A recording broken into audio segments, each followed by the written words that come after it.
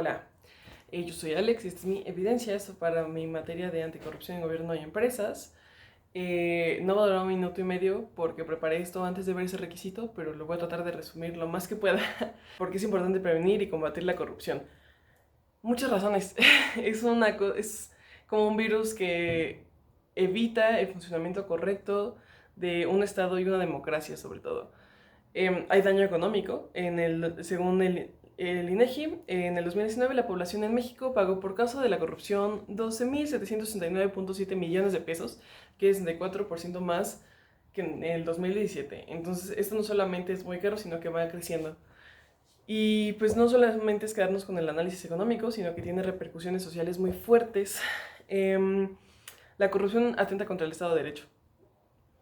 Con esa no existe un Estado de Derecho. Esta foto explica cómo se mide el Estado de Derecho y son 4 principios muy importantes para salvaguardar muchas de la dignidad de las personas y evitar violencias, sobre todo. Pero no solo eso, también la INEGI comparte que del 2013 al 2020 se ha aumentado los casos de corrupción y muchos de estos casos de corrupción fueron a través del contacto con autoridades de seguridad pública o de justicia. Entonces esto solamente agrega el hecho de que no se protege el Estado de Derecho. Y es que si no se protege ese Estado de Derecho, hay más impunidad. Y algo que explica un reporte del 2020 de la UTLAP es que mientras más impunidad, menos confianza ciudadana hay, y por lo que la democracia no se moviliza y no se lleva a cabo de forma correcta, por lo que es menos democrática una sociedad, y eso lleva a más impunidad. Entonces es una serie de ciclo vicioso, es la palabra que estoy buscando, es un ciclo vicioso. Entonces, ¿qué se requiere para prevenir y combatir la corrupción? ¿Cuál es el rol del ciudadano? He estado pensando mucho en esto. Sí, no toda la culpa es del gobierno, ¿no? Como es un discurso peligroso, como los ciudadanos tenemos responsabilidades y tenemos autonomía, tenemos agencia, esa es la palabra, tenemos agencia, esa agencia nos hace que tengamos poder que podemos ejercer, ¿no? Entonces podemos decidir qué queremos movilizar, ¿no?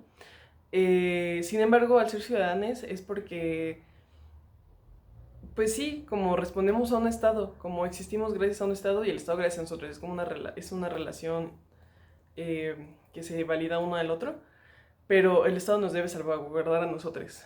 Y sí, no toda la culpa es del gobierno, pero no podemos ignorar que vivimos en un país súper desigual. Que sí, no siempre nos da la posibilidad de no ser corruptos, ¿no?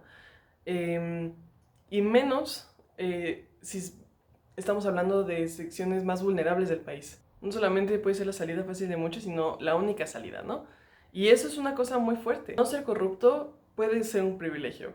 Y un ejemplo muy fuerte de esto es el caso de Marisela Escobedo. Retomo el documental que vimos para esta clase, en el que nos dimos cuenta que el poder ser una persona desaparecida que es buscada y encontrada es un privilegio.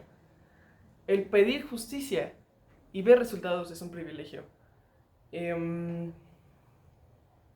Maricela es una mujer que solo quería información de su hija y quería justicia y la mataron. Y con esto no quiero regresarle toda la culpa al gobierno, sino solamente llegar en claro de que no está en blanco y negro, no es solamente decidir ser buen ciudadano un día, sino que nos cruzan una serie de situaciones y contextos muy fuertes que no podemos ignorar. Y es que es tan complicado porque es un problema sistémico. No se puede combatir al sistema y menos con solo participación ciudadana. Y es un sistema tan arraigado porque la corrupción, como estoy segura y presiento y noto, que es un síntoma del capitalismo. Y con esto me lanzo la tercera pregunta de por qué no se puede abordar la corrupción y la anticorrupción efectivamente desde una sola perspectiva. Porque la corrupción no solamente se mueve en una sola esfera, con una sola tipo de vivencia, en un solo contexto, como muchas cosas se entrecruzan. Voy a recuperar datos que encontró la investigación de la UTLAP, donde dice que la impunidad y la desigualdad de ingresos son problemas relacionados. La impunidad no solo reduce las posibilidades de los individuos de salir de sus condiciones de pobreza, sino que alimenta los factores para su reproducción y profundización.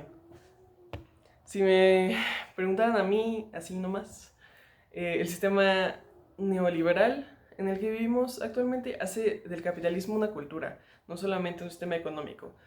Y es una cultura que busca el beneficio individual antes que el colectivo, que prioriza los bienes materiales antes de las personas y que justifica muchas acciones deshonestas y violentas en nombre del progreso.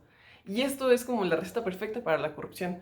Pero cuando se me pongo a pensar, ¿no? Como solo decir, como, es la culpa del capitalismo, como... No, hay países capitalistas funcionales. Eh, ¿Pero por qué? Porque son países donde las necesidades básicas y más son cubiertas. Pienso, por ejemplo, en Finlandia, que creo que es de los países menos corruptos, junto con Dinamarca. Aquí hay un mapa. Entonces sí, como podemos tener gobiernos no, y estados no corruptos en un mundo capitalista, sí. Pero es muy importante también ver el contexto de los países que no son corruptos, ¿no? Creo que la historia y los contextos sociopolíticos son muy importantes también para cómo se desarrollan los países y cómo llegan a ser corruptos o no. Incluso, sí, siento que hay una correlación entre los países que han sido colonizados y cómo fueron colonizados y la corrupción.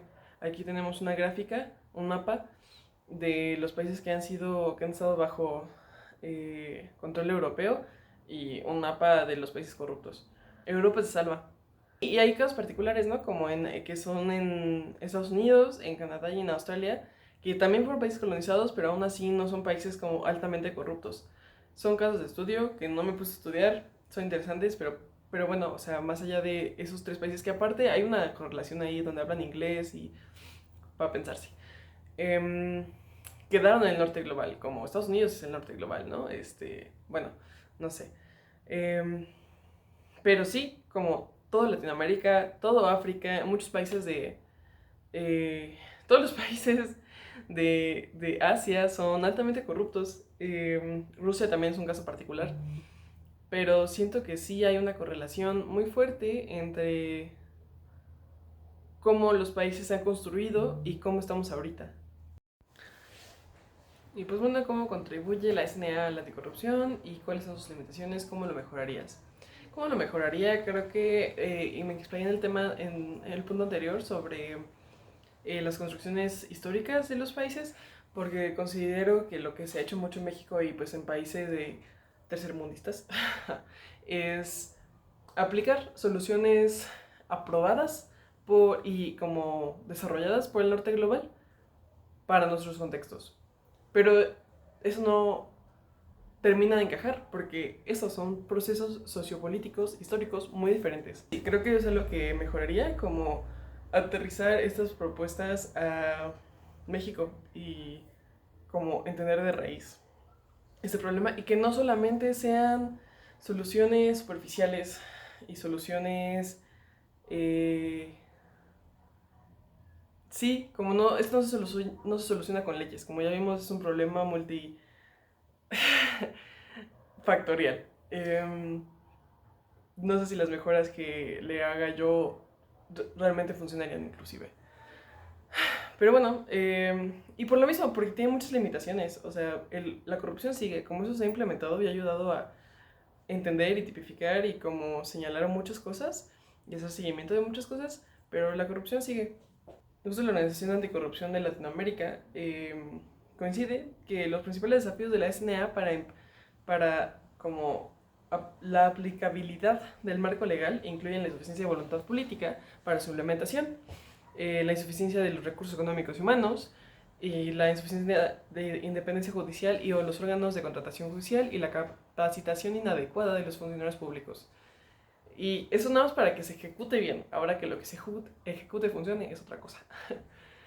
Y pues sí, también, pues como dice el Human Rights Watch, que las violaciones de los derechos humanos en México incluyen torturas, desapariciones forzadas, abusos contra migrantes, ejecuciones extrajudiciales y ataques contra periodistas independientes y defensores de los derechos humanos. Y estos han continuado este último sexenio. Entonces, sí, creo que nada más es otra prueba más de cómo no ha sido suficiente el SNA. Y pues que la impunidad sigue siendo la norma. Las reformas promulgadas en el 2007 y 2018 han sido lentas y hasta ahora ineficaces para abordar esos problemas como la corrupción y la impunidad. Entonces sí, esas son mis respuestas.